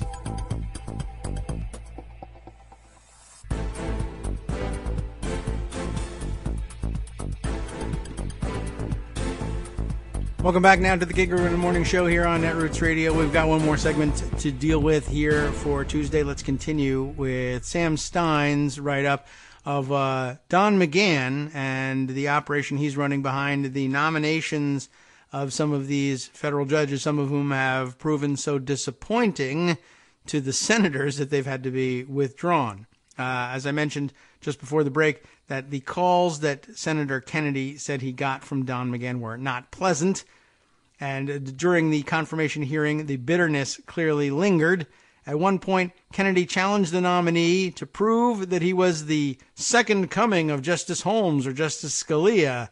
I guess people were making such claims about him, and not, rather, the second cousin of somebody who's politically connected in the Washington swamp. And this wasn't even about either of the two that we have seen splashed all over our screens, Brett Talley or Matthew Peterson. This was in reference to, which one? Duncan. What's his name? Let's see, Kyle Duncan, nominated to the U.S. Circuit Court of Appeals for the Fifth Circuit. Pushed so hard, in fact, by McGahn that it grated on at least Senator Kennedy. It was assumed that the swamp creature he was referencing was McGahn, who served as at the powerhouse law firm Jones Day after leaving the FEC in 2013. In an interview with a Louisiana radio station on Monday, Kennedy insisted that his undressing of Peterson had not angered President Trump. In reality, sources tell the Daily Beast, the White House was quite upset with the spectacle that the senator had produced.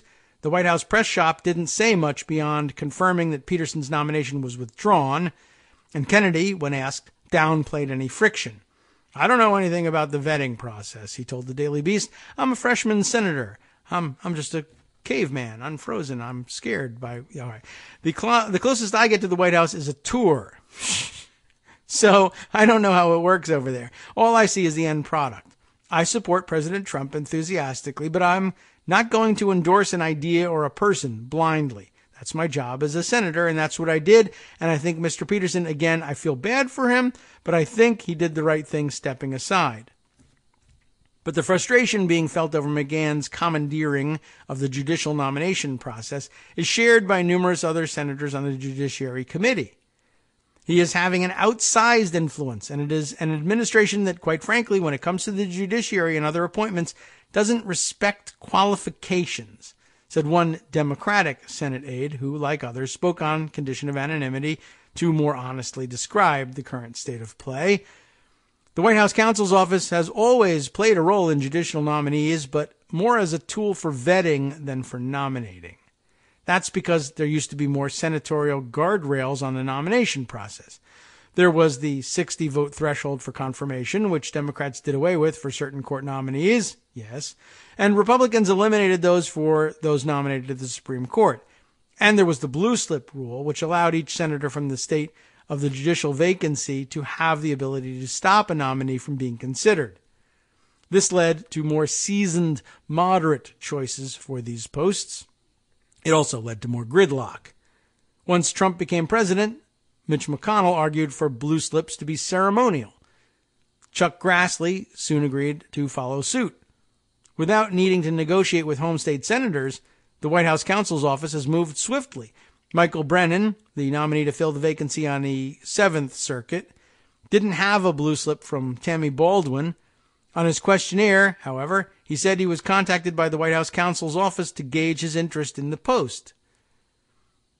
Joan Larson was confirmed to the 6th Circuit Court of Appeals without the sign-off of Michigan Democratic senators, according to a Democratic aide. On her questionnaire, she too said that she had been in contact with officials from the White House counsel's office and that she had interviewed with White House counsel Don McGahn. I don't see that as unusual, but okay. Amy Coney Barrett, who was confirmed as the U.S. Circuit Court judge for the U.S. Court of... why is it put this way? I don't know why they're so wordy in a lot of these articles, and I'm trying to skip over a lot of... Barrett was confirmed to the Seventh Circuit. Let's just say it that way.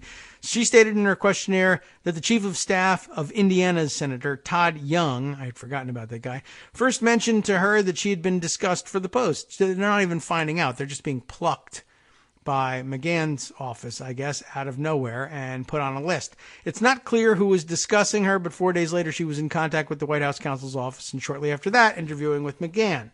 Craig Holman, government affairs lobbyist for the good government group Public Citizen, said that the problem with the current system was not necessarily that McGahn had centralized control of the nominations process so much as the type of picks he was making. They seem, Holman told the Daily Beast, nearly all based on ideology rather than merit or experience. Already, the administration has experienced a series of embarrassments that seem unmatched in recent history. 4 nominees have drawn not qualified ratings from the American Bar Association. 4. Talley was exposed as having blogged under a pseudonym about the KKK and having chased ghosts around some haunted properties in Alabama. Peterson, in his resignation letter, acknowledged that he had become a distraction. And yet the pace of confirmations is a torrent. The Senate, or it says is torrent. Is that the proper usage there? The Senate has already confirmed 12 appeals court judges, a record for the number in the president's first year. And with the GOP likely to have fewer major legislative pursuits next year, and with nominations process so centralized, that number will likely rise steeply, absent another Peterson moment. The torrid pace of all this stuff is remarkable, said a Senate Judiciary Committee aide. In the next 9 months, as legislating cools down, can you imagine cooling down from this point? I think you will see a ton of nominees go through. So it's important, more so than ever, to realize who those nominees are, how poorly qualified they are, and who's responsible for bringing them to the fore. And the answer is Don McGahn. We'll see whether he continues in that job. Now, more to the point of what I was discussing yesterday, and without having time, I don't think, to go back and name names once again and tell you what it is that each of these weirdo nominees is up to. We will get to that. And, of course, we shared those articles with you so that you could read it for yourselves. I mentioned that there was reporting out there about the acting directors moving into the directorships without actually having any authority to do so, but doing so more or less unchallenged. And in fact, not only is there reporting, it's David Dayen's reporting for The Intercept. Finally found the thing I was looking for, and I'd like to share it with you for a number of reasons, not the least of which David wrote it. It's usually good stuff. Trump's acting directors are quietly dropping acting from their titles. This goes back to late November. It's not that old, but in the news cycle, that's ancient.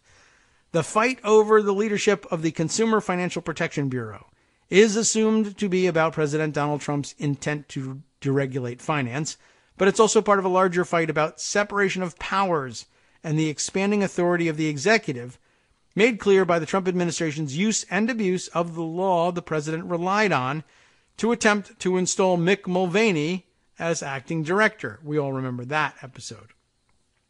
Trump doesn't just want to undermine consumer financial protection with Mulvaney. He wants to end run the Senate and install unaccountable loyalists throughout the government by executive fiat. Well, the unaccountable loyalist situation we knew about. We watched it happen in a situation in which the Constitution sets up a break against that and watched him run right past it. Where those breaks don't exist, well, we can anticipate yet more of his running amok. Across the government, acting directors who were installed without Senate approval are quietly dropping, they're just dropping the acting title from their name, suggesting they have every intention of overstaying their legal welcome. Yes, there's a law about this. Yes, they're ignoring it. Yes, nobody's doing anything. The Federal Vacancies Reform Act, or FVRA, if that makes things easier for you. The Vacancies Reform Act allows the president to install an acting leader of any federal agency or office where there is a vacancy. An acting leader, right? In the case of the CFPB, the debate is about whether the statute applies to the agency whose specific line of succession would make Leandra English, the hand-picked deputy director, the acting director. You recall that there was a conflict between the general Federal Vacancies Reform Act that's supposed to apply to all agencies, or whether the controlling law was that which created the CFPB, which purported to set forth a separate and different direction for filling vacancies within the CFPB. And it could well be the case that where there's no exception written into the authorizing statute, the FVRA controls, or it could be that they could find at the court, at the Supreme Court level, that these provisions, like the ones in the CFPB, are just improper given the existence of the FVRA. Anyway, how did it come out? Well, U.S. District Court Judge Timothy Kelly, a Trump appointee, sided with the president way back in late November, refusing to issue a temporary restraining order blocking Mulvaney from office. English's lawyers said they would push for a ruling on the preliminary injunction, which, unlike a temporary restraining order, they can appeal. The CFPB fight is taking place against the backdrop of the Trump administration's repeated violation of the FVRA provision that allows acting directors to serve for only 210 days, with the clock starting either when the vacancy is created or when a nominee is sent to the Senate for confirmation. So we have a very weird situation developing here, which is that the Trump administration, in the case of the CFPB, says you can't nominate your deputy, even though the legislation, the law creating the CFPB says that's exactly how it's supposed to run.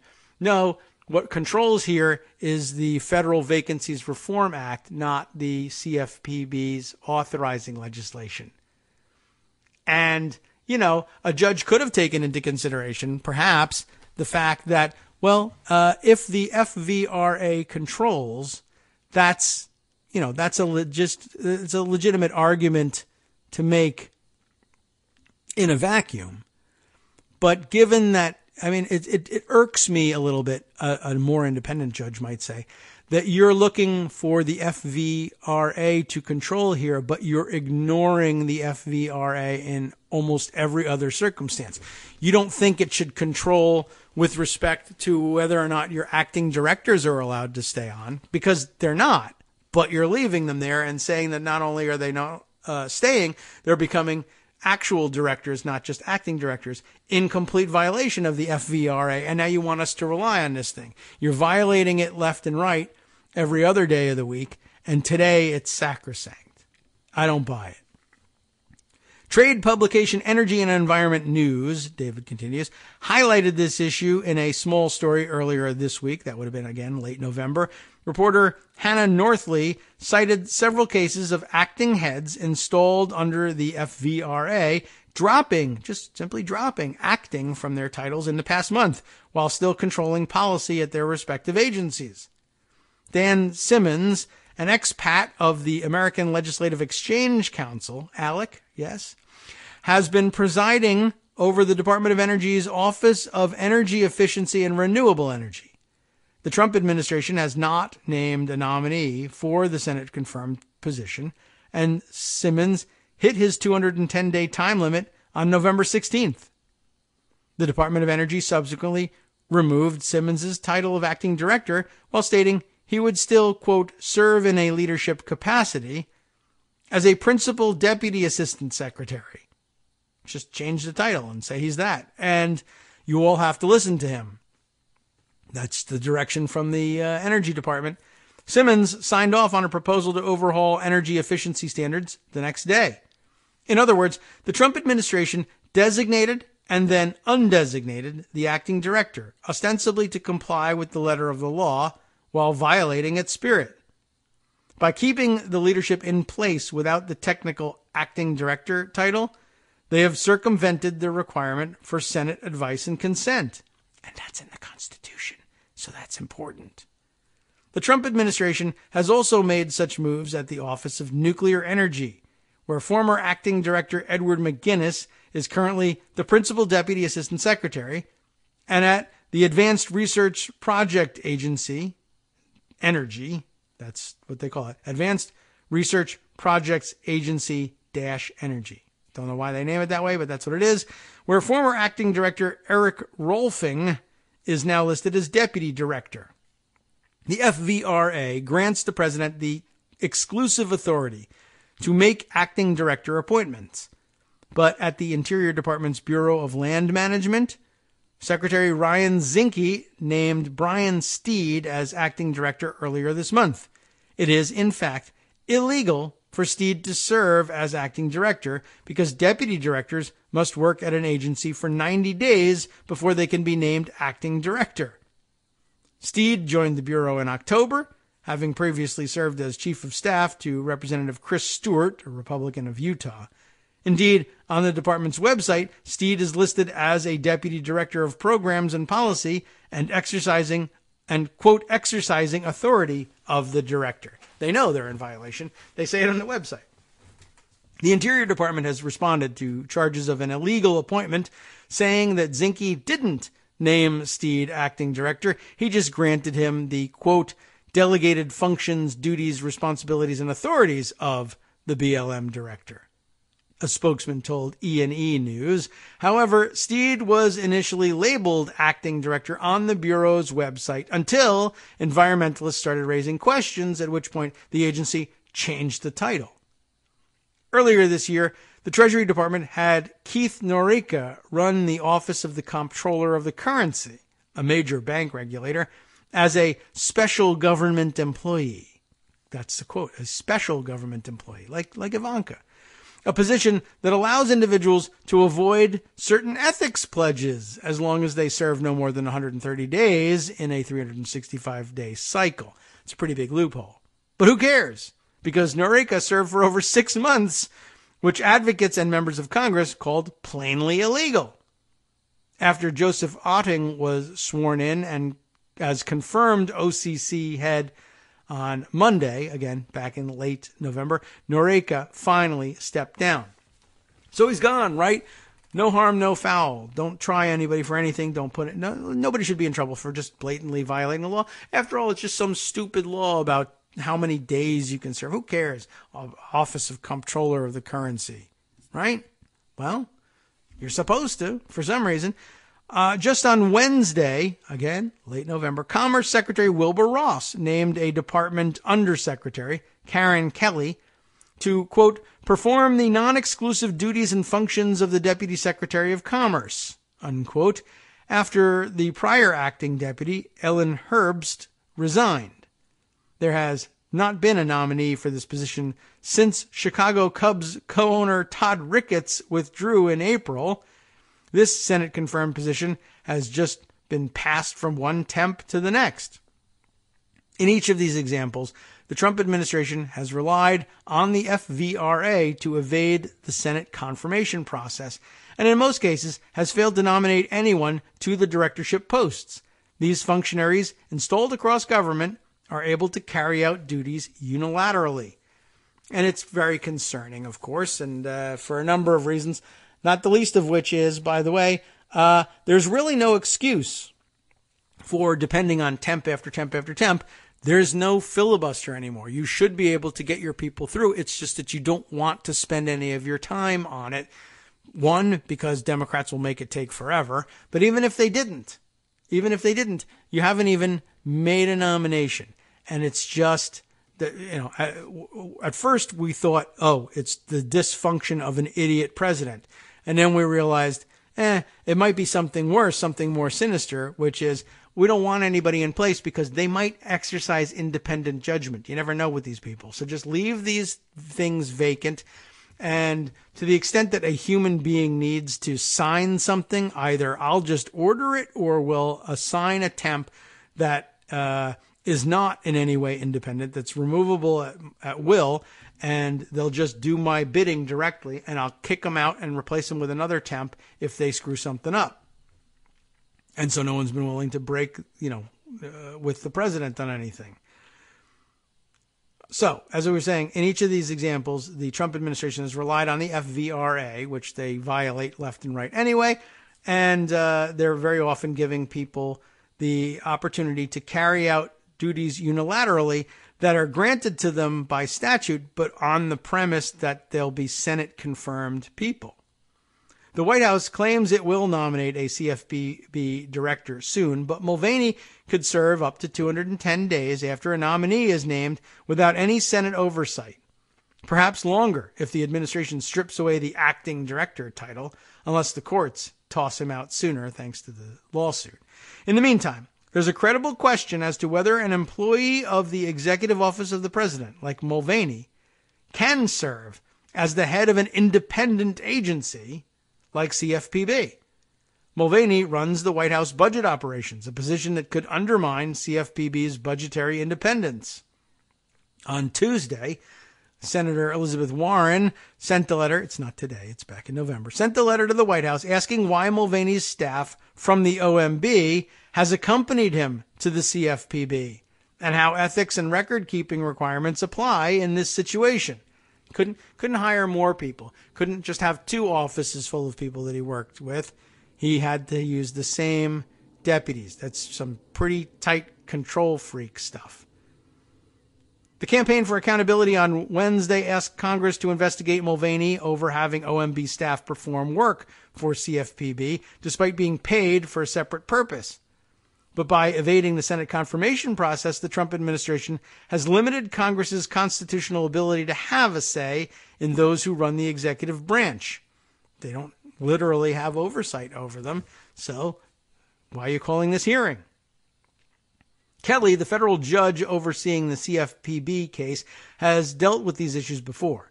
Before joining the bench, Kelly worked for Chuck Grassley, perhaps the most ardent defender of legislative branch privilege in the Senate. Really? That's awfully generous. Grassley raised questions about the status of Huma Abedin, a special government employee, remember that term, in the State Department under Hillary Clinton during the Obama administration. And he also criticized the Norica appointment. When you have an SGE, special government employee, I love that they have an acronym for that, running an agency, you open yourself to scrutiny of whether there's a potential for conflicts of interest, Grassley said in this October. The executive branch should follow the rules and restrictions to the letter, but they're not, and no one cares. The acting director games could also threaten the legitimacy of the rules and regulations those individuals authorize. The FVRA is clear that someone assuming the duties of an acting director without the legal protocols would not have the force of law behind their actions. Trump, then, is inviting legal challenges to a host of deregulatory activities. All the ribbon cuttings and regulations he's rolling back, if they're being rolled back by people who needed to be Senate approved and aren't, they could be challenged. It's not that Trump would have difficulty getting his nominees through the Senate. Since 2013, the Senate confirms executive branch appointees with a majority vote. With Republicans in control, not a single Democratic vote is required for Trump to get his appointees confirmed. But floor time in the Senate is scarce, and Senate Majority Leader Mitch McConnell is using it instead to ram through federal judges at a record-setting pace. Remember, I just told you about that. It will be those judges who hear any challenge to the legitimacy of the no longer just acting directors scattered throughout the Trump administration. Isn't that a neat vertical integration? That's actually where the article ends, just in time, of course, for us to wrap up the show. But I thought that made for an interesting synthesis of some overlapping themes about the way this president and his people are staffing the federal government. A, as if it was a joke. B, as if there was no accountability. And C, in such a way that there might actually be no accountability. Who it gets to decide whether or not the temporary appointees that Trump is putting in place to roll back regulations or overturn regulations or promulgate new ones for that matter, or operate new policies at his direction at these various agencies, who gets to decide whether or not they actually had the legal authority to do such a thing? The judges that Donald Trump is appointing. Now, of course, it takes some doing to make sure that every time these things go to court, they get assigned to a Trump judge, and not always will that be the case. But of course, the likelihood increases with the increased volume of judges Trump is able to put on the bench, and the increased likelihood that he will put a complete joker who has no business being anywhere near a courtroom, even as a litigant, on the bench to do just that. It's a little bit scary. But scary though it may be, there are other things that we need to pay attention to, including the many topics coming up next here on Netroots Radio on Justice Putnam's program. We'll bring you a preview, I'm sure, in just a few minutes of what's going on there. And I'm sure I'll be rushing through it as usual, because something else will catch my attention in the closing minutes of the show and give me less and less opportunity to read through these things. Let's see. A couple of other comments that we can share with you that came through on our KITM hashtag, which I encourage you to use to catch my attention during the show, or perhaps at the end of it anyway. Let's see. Karen was sharing her thoughts about Susan Collins. She says, I'm in the school that thinks Susan Collins just wanted coverage to vote yes, and that coverage got blown. And that's likely really all that was going on here. That's probably true. Michael Musson asking, was it Trump or the Onion game for 2017 is going to be really difficult? Probably true. And what have we here? The comments of Ballerina X now going with a new user ID there. The address on Twitter is still the same, Ballerina X. Evidence-based sugar plum. Now gracing the Twitter handle here.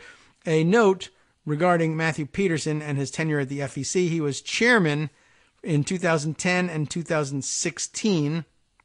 And what have we here? Some links to some Washington Post articles, an editorial of from that tenure on December 29th, 2012, toothless election oversight, to give you some idea of what kind of fantastic judge Peterson would likely be. In his experience, his legal practice hasn't brought him near a courtroom. The closest it's brought him to a courtroom would be the meeting room of the Federal Election Commission, at which point he did nothing with the power handed to him and excused all Republican violations, basically, were excused as a matter of course. Let's see, another Matthew Peterson FEC tidbit from 2015. I note Robert Bork's book on his shelf in this piece from publicintegrity.org. All right, well, I'll include that for everyone to take a gander at on their own time. And let's see, what else? Jack Ox 48 saying, it is very scary, and I don't think we'll be able to undo this whole thing. Impeach him now. Well, I'd like to be able to do that, but of course, it's probably going to be a little bit more difficult than just that. But, I mean, there are difficult ways of dealing with these things, and it will take some time. These guys are embedding themselves in the federal judiciary. That's the plan. And it's very difficult to undo it. You can impeach federal judges. It does happen from time to time. It's just a tedious process. And, like I said, we're going to have to be redefining what constitutes good behavior, after all. And we might have to be a little bit brutal about it in the next democratically controlled Congress. All right. Let's see. Oh, one more note on the Kushners basically being con artists, shared with me by Kate Sherrill, but we'll have to save that one probably for next time. And let's make sure that we give proper due to what's coming up on Justice's program, because he's not missing the ball on these things, right? So we ought to give him credit for it. What's coming up on Tuesday? Tarrytown Chowder Tuesdays in the Speakeasy. What do we got here? Starting off on the Front Cafe, they have a clip. He's got a clip of Richard Painter insisting on a full investigation of GOP members of Congress who are obstructing the Russia investigation. I'll go for that. Then on the rest of the menu, they'll discuss the outraged parents expressed after the Holocaust was left off the South Carolina social studies teaching curriculum. Trump considered rescinding Neil Gorsuch's nomination. You heard about that one. Oh, and a leaked memo reveals something about From Rex Daily Tillerson, Co's Radio, too. Get to on that. NetworksRadio.com. You have been listening to the Kagro in the Morning Show. With David Waldman. Apparently that leaked memo reveals that Secretary of State Rex Tillerson had to be tutored on the basic diplomacy of allies should be treated better than adversaries. After their break, the examination of the European Union's silence on Austria's pro-Europe far-right coalition government, and much, much more coming up next.